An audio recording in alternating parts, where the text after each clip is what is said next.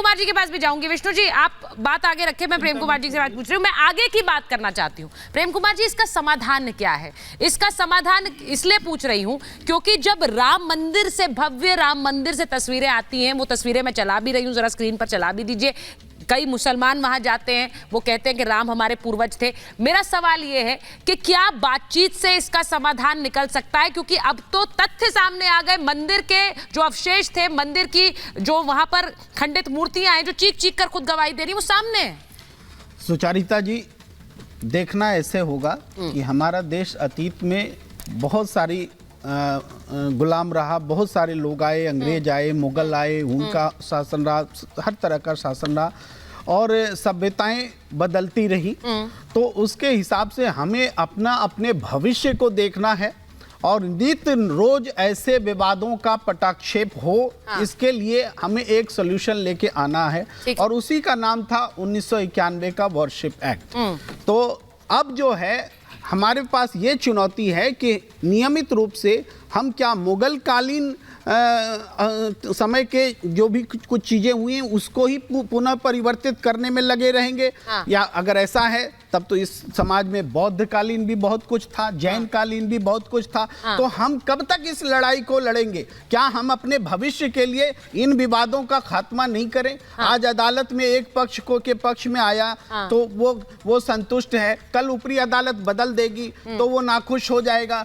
लेकिन उससे तो बेहतर है कि बैठ करके इस मसले को हमेशा के लिए नहीं, ये बात और मसला न ये पैदा बात हो, बार-बार कही जाती है। मैं विष्णु जी के पास जाऊं उससे पहले, क्योंकि ये प्लेसेस ऑफ वर्शिप एक्ट इस पर लागू नहीं होता, ये तर्क आप कई बार दे चुके हैं विष्णु जी, मुझे लगता है वो एक बार फिर से दोहराने की जरूरत है। लेकिन राज मिश्रा जी, ये आज के लिए तहखाने में जो पूजा की इजाजत दी गई है, मैं सिर्फ ये पूछना चाह रही हूं कि इतने साल तक वो पूजा होती रही, फिर एक सरकार ने उस पर रोक लगाई, या कादरी जी ने कहा मुसलमानों ने नहीं रोक लगाई, फिर से उसकी इजाजत दी गई है।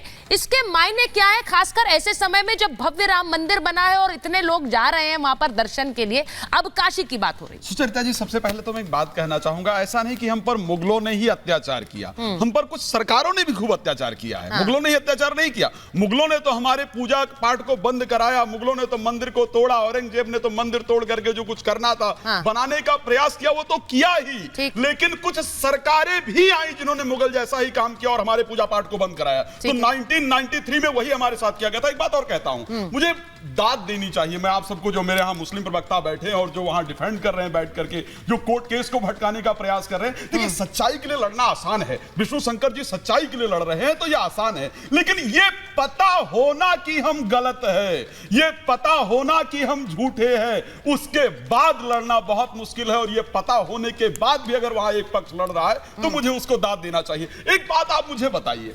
कौन से आपके धार्मिक ग्रंथ के अंदर ज्ञानवापी शब्द आया है? दूसरा, कौन सा ऐसा, सुन लीजिए, कौन सी ऐसी मस्जिद, आप एक मस्जिद बताइएगा प्लीज, जहां नीचे पर आपने अभी कहा ना कि नीचे पूजा होती थी उसका इजाजत होना चाहिए, ऊपर हम नमाज पढ़ते थे। पूरे विश्व का एक मस्जिद बता रहा हूं, एक मस्जिद निकालिए जहां नीचे भगवान की पूजा होती हो, नीचे हिंदू पूजा करता हो, जमीन हमारी हो लेकिन छत आप कब्जा कर लेंगे, है ना?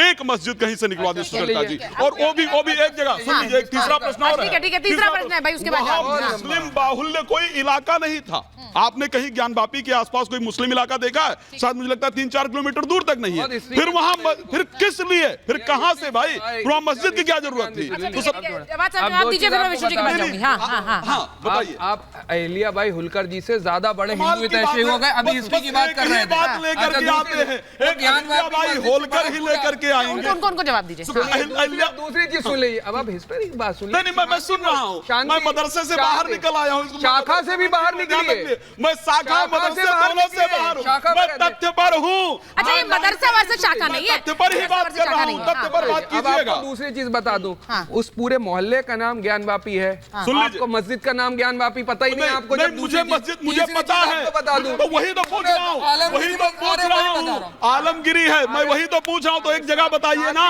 नीचे आखिर हमारा जमीन हमारी, छत आपका कैसे? चिल्लाने से सच जो है वो बदल नहीं जाता। सच क्या है? जीता। सच्चाई क्या है वो बता दीजिए ना। कि वहाँ पर सालों से नमाज अदा करी जा रही है। अकबर ने भी और जो एएसआई रिपोर्ट में आया कहा गया है एक मिनट पर आप नमाज पढ़ा के अच्छा ठीक है राज मिश्रा जी, एक मिनट बताइए। आपने कहा सच ये है, नहीं सुनिए ना आपने, नहीं मेरी बात सुनिए, पर सवाल तो सुनिए। ठीक है, आपने कहा कि दौर में अच्छा जवाब साहब ठीक है चीजें थी। आपने कहा कि सच्चाई ये है कि वहाँ नमाज पढ़ी जा रही है इतने सालों से, तो सच्चाई वो भी है जो एएसआई की रिपोर्ट में निकली है, या उस सच्चाई पर आंखें बंद कर लेंगे? उसकी क्रेडिबिलिटी नहीं है, एएसआई की रिपोर्ट क्रेडिबल नहीं है। ठीक है, एएसआई की रिपोर्ट क्रेडिबल नहीं है। अब इससे बड़ी बात तो नहीं हो सकती, एएसआई की रिपोर्ट ही क्रेडिबल नहीं है, उस पर विश्वास ही नहीं किया। सर वो सच्चाई नहीं हो सकती जो आपको दिख रही है। नहीं, मेरा मतलब ये है सच्चाई एक तरफा नहीं होती। आप ये कहेंगे जो आपको दिख रहा है। नहीं, मैं एक बार विष्णु जी, एक मिनट विष्णु जी, आपने उस रिपोर्ट को चैलेंज किया। ठीक है, एक मिनट सर्वे को कोर्ट ने नहीं माना। ठीक है, मैं एक बार विष्णु जी के पास जा रही हूँ। आपने उस एएसआई रिपोर्ट पर सवाल उठा दिया। ज्यादा चीख सकता हूँ। नहीं, अरे भाई मैं बाहर जा रही हूँ, आप दोनों की आप एक मिनट रुक जाइए। मैं विष्णु जी मैं आपसे पूछ रही हूँ, यहाँ एएसआई की रिपोर्ट पर सवाल उठा दिए गए। वो कह रहे हैं एक सच्चाई ये है कि वहाँ सालों से नमाज पढ़ी जा रही है, लेकिन सच्चाई दूसरी वो भी तो है जहाँ खंडित मूर्तियां निकल रही हैं, जहाँ अवशेष निकल रहे हैं। वो कह रहे हैं एएसआई की रिपोर्ट पर क्वेश्चन मार्क है अभी। देखिए, अब कोई भी आदमी कुछ भी क्वेश्चन मार्क लगा सकता है। हाँ। मैं पूछना चाहता हूँ कि अगर वहाँ हनुमान जी, अभी आप अपने चैनल पे ये चित्र दिखा रहे हैं, अब ये अगर क्या कोई इस्लामिक आर्किटेक्चर है क्या? किसी मस्जिद में मिलता है क्या?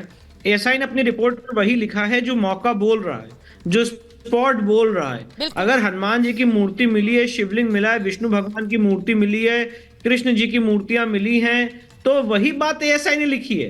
अब चाहे आप आर्कियोलॉजिकल सर्वे को बुला लीजिए, चाहे टर्की से किसी को बुला लीजिए, वो यही बोलेगा कि ये हिंदू मंदिर का परिसर है। अगर आज वेस्टर्न वॉल जो आप अपने स्क्रीन पे दिखा रहे हैं, क्या कोई कह सकता है इस्लामिक आर्किटेक्चर है? आज गणेश भगवान की जो मूर्तियां अपने स्क्रीन पे दिखा रहे हैं, क्या कोई कह सकता है इस्लामिक आर्किटेक्चर है? तो प्रश्न चिन्ह लगाना तो बहुत आसान होता है। मैं यहाँ पे जितने पैनलिस्ट हैं, मैं उनसे कहना चाहता हूँ, उन्होंने कोर्ट की प्रक्रिया नहीं देखी है। कोर्ट में जो अंजुमन इंतजामिया है, उसने कभी भी एएसआई पे प्रश्न चिन्ह नहीं लगाया था। उसने कहा था कि ये सर्वे इस स्टेज पे ना हो, आर्कियोलॉजिकल सर्वे ना करे, इसको कोई और कंपनी करे, कोई अरब देश से कंपनी आए, टर्की की कंपनी करे, पाकिस्तान से कंपनी आए, या कोई वर्ल्ड से कंपनी आए, ऐसी कोई बात नहीं कही गई थी। उन्होंने कहा था आर्कियोलॉजिकल सर्वे के ऊपर उन्होंने इसका क्या समाधान होगा जब यहाँ पर खड़े होकर जवाद साहब कह रहे हैं? आपने अभी कहा कि जानकार व्यक्ति है, लेकिन जानकार व्यक्ति देखिए कैसी बात कर रहा है। वो कह रहे हैं एएसआई की रिपोर्ट क्रेडिबल नहीं है। अब मैं ये पूछना चाहती हूँ, अगर कोर्ट एएसआई की रिपोर्ट को, वो कह रहे हैं अभी तो कोर्ट ने माना नहीं है एएसआई की रिपोर्ट को, अगर एएसआई की रिपोर्ट पर भी सवाल उठाते रहे तो फिर तो ये सवाल कभी खत्म ही नहीं होंगे ना विष्णु जी। तो लंबी कानूनी प्रक्रिया। जवाब आपको मैंने जानकार व्यक्ति कहा, ये बात मैं मानता हूँ, पर मुझे उनसे उम्मीद है कि और जानकारी करें अंजुमन इंतजामिया से। मैं तो कोर्ट के रिकॉर्ड की बात कर रहा हूँ।